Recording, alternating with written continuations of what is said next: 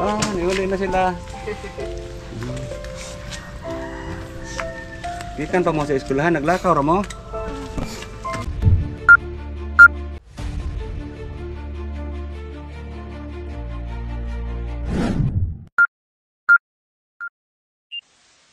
Hello guys, ngayon po ay dumaan kami dito sa kay Berlito, kay Ate Berlito.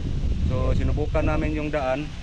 Kahapon grabe ang lakas ng ulan, ngayon medyo maambon-ambon at saka may dagom-dagom. So karon ari sa ta sa kay Ate Berlito. Dalawin natin ulit.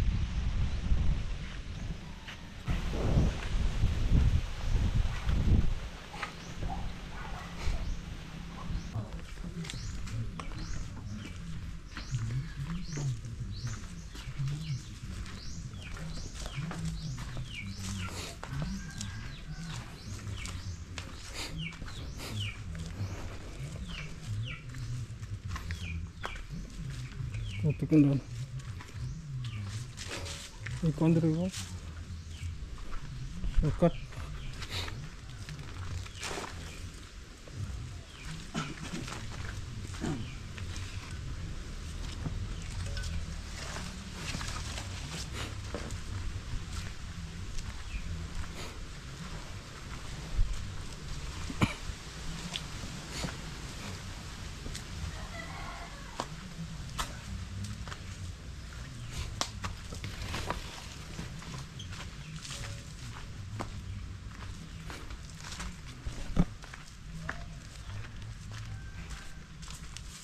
Dito.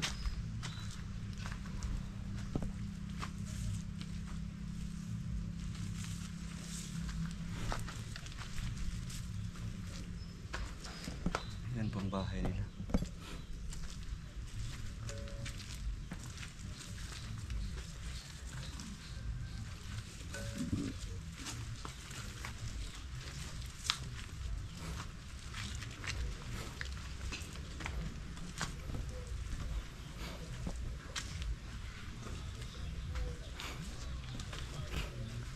Ayo.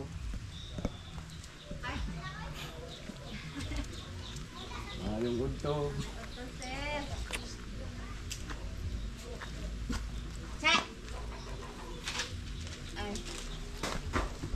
Gunsong ka diha. Naghaling ko kayo, sara?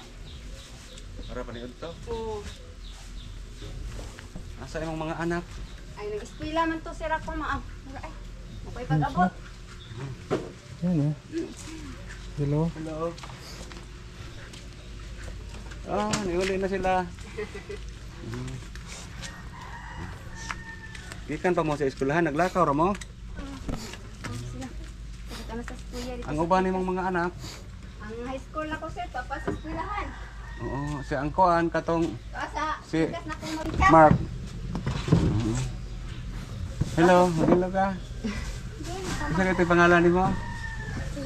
Kathleen at saka si Melissa. Yan po guys, nabalik po kami dito ngayon. Sa nakaraan po ay na-vlog natin sila. Matagal na itong na-vlog natin sila noon at nabalikan namin sa nakaraang buwan. So, yan po ay may nakapanood si Ma'am Linda Colex. Ma'am Linda Colex, maraming salamat po. Ayan, binalikan namin sila ngayon. Medyo maputik pa yung daan. Ako sa ngatoon. Alam man dito, sir, sa katong may... Buson rin mo? Gusto rin ito na ako. Ako sa ngatoon, sir, ha? Sira ang bahay nila.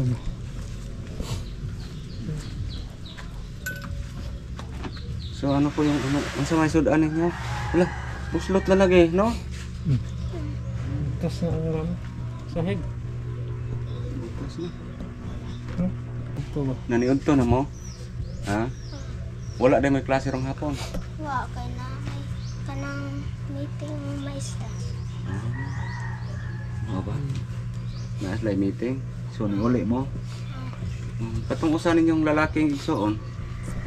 Tuwa mas syudad nagtrabaho. Trabaho tong usa? Ano may trabaho? Tigpasan ra sa mga tubig. Ano ba? Wala na ni eskwela. Wala. Katong inyong kinamagulangan nga babae. Tuwa mas eskwelahan. Nag-eskwela ra gyapon. Mm. Mark. Bigat na Mark. Tira. Na ako na yung samad. Wala pa kayo sick eh. O, di pa kayo naalin ba? Tambal niya sige pa sick. O, si ba? Si Mark po ay isang PWD mula pa pagkabata ay ganito na po siya. Unang vlog namin dito sa kanila, mga 3 years ago na. So nabigyan namin ng financial, mga package at saka wheelchair. So nasira ng wheelchair dahil sa tagal na ng panahon, nabigyan sa DSWD. So ang wheelchair nimo wala nimo gigamit kay ulaan. Kanang lapok. Ah. Yan po ate, kumusta po yung bahay niyo? Hindi pa napaayos. Wala pa man rin ayos. Pero Support nila. wala pa sa midiri sa kaya dito may ato ospital nga time po nga Tapos unsay sulti nila? Ipaayo nila. Ipakaan ko no. Ipaayos nila. Ipaayo. Yan pong sabi ni yung pagpunta natin dito sa nakaraang buwan na ba? Mga buwan na. Buwan katong pag-arena mo. Wala pa doon. Wala pa. Mga 2 linggo pa siguro nakalipas, nakapunta kami dito. Yan nakausap kami ni Ate Berlito tungkol sa bahay nila Opcam. Sabi ni Ate Berlito, sinukatan na daw ito. Sinong nagsukat? Sino magpaayos daw? Si Mayor. Si Mayor? O mga kuan sa tabugon ba? Mga ano man? Yan, kuan ni Mayor sa Limbangan. Sa team ni Mayor. Sa team ni Mayor, mga konsyal, ganon. Mga konsihal.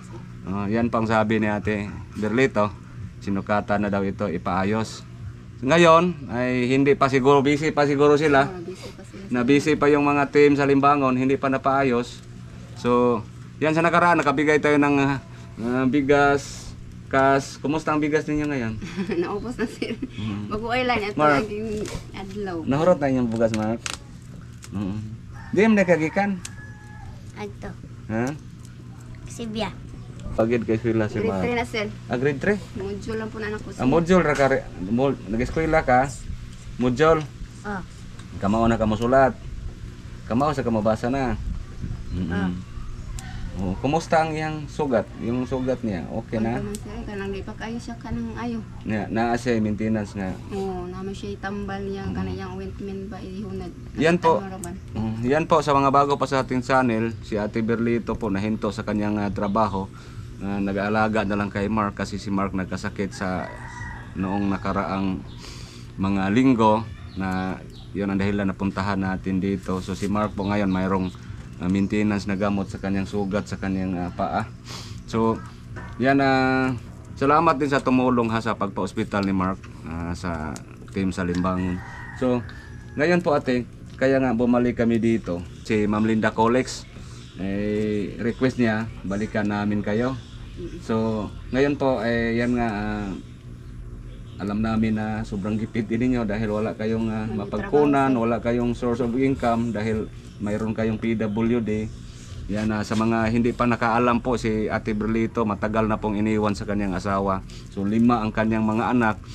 Yung panganay niya nandoon pa sa sa paaralan at saka yung isang lalaki nagtrabaho na daw. Din layo. Sa upon sir. Sa upon daw. Bata pa nahinto sa pag-aaral. Yan po. Ang bahay nila hindi lang natin ginalaw kasi sinukatan na daw sa mga team sa Limbangon. So ipayo siguro nila ito. So grabe ang butas na Yeah, hasta ang mga ato. Hasta ang sa yung yung bobong. So paano kayo dito kayo matulog sa gabi? Hindi na. Dili katong pasig-iguan sir dito ko sa maguwang lagi dito sa kapulitan. Sa gabi hindi na kayo matulog dito. Oo, kung mag-ulan. Doon lang kayo sa kapatid mo. Kasi mapasa kayo dito. Oo, mabasa mag-ulan. So yan lang siguro, antay-antay lang ninyo kung ano po yung aksyon nila. Sir. Hindi lang kami, dili lang may manggilabot kay isod man sad na sila may mapayo ani. Ha? Oo, sir. So karon naihatag mayroong inabot si Ma'am Linda Colex. Alam kong makatulong ito sa inyo. Bili ng bigas, mga pang-ulam, pangbaon sa mga bata. Ha? 1, 2, 3, 4, 5, 6, 7, 8, 9, 10. Mayroon kayong 10,000 ate. 10,000. Salamat sir. Yan po, maraming salamat ni Ma'am Linda Colex sa napakalaking tulong po ito para sa kanila ni Ate Berlito po.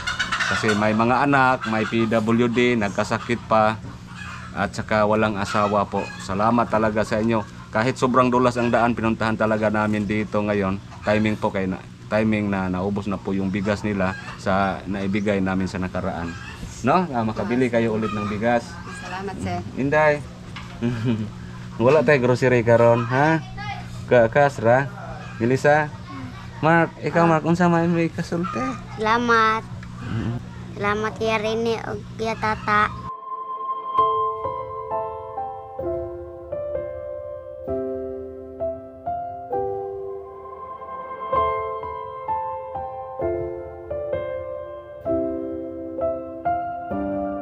Thank you, kuya. God bless. Salamat sa grasya ni sa tunan, sir. Ma'am Linda Colex. Ma'am Linda Colex sa amuhang kanang tabang nimo, subay sa amuhang pamugas. Salamat ani imong gihatag na mga kwarta. 10,000 pesos. Dako ra kayo ring katabang sa amuhang imong gihatag nga kwarta namo. Kay wala na koy kanang trabaho sa pang ginabuhi namo. Ang salamat ni Sir Rene Ose kang Sir Tata. Ug sa inyong Ma'am Linda Colex, salamat talaga. Si Melissa. Salamat ay iniusin kaya tata, Ma'am Linda Colex. Thank you very much. God bless you. So, yan pa, ha? Yan po, maraming salamat sa sponsor natin ngayon. So, buti na lang ngayon, umaaraw, init-init na, wala na ning busag ang ulan. So, padayon tayo. Padayon pa mi sa unahan kay napami adtoon. So gihapit ra ginamo sila dire gitistingan na mo ang dalan kung okay ra ba makapasok ba kami. So sa awa ng Dios nakapasok kami dito. Sa dahan-dahan namin ano pagsaka din no. Sige. Hinaot makatabang ha Inday. Sige dili na kami magdugay ha. Hinaot makatabang na sa inyo sa karon. 10,000 pesos na ibigay natin ngayon galing ni Ma'am Linda Colex. Salamat. Munti ko nang nakalimutan. Ano pala si Ma'am Gina. Ma'am Gina sa ilan ko. Yan, ito po. Ma'am Gina, salamat po. Ito, mayroong 2,000 galing ni Ma'am Gina. Yan, 2,000 galing ni Ma'am Gina. Yan. Ma'am Gina. Salamat Ma'am Gina sa imong cash nga gihatag namo. Makatabang nami sa imong pamalit nga bugas. So, alawan sa mga bata. So magkano na yung pera nyo lahat? 12. 12,000. So 12,000 pesos. Salamat.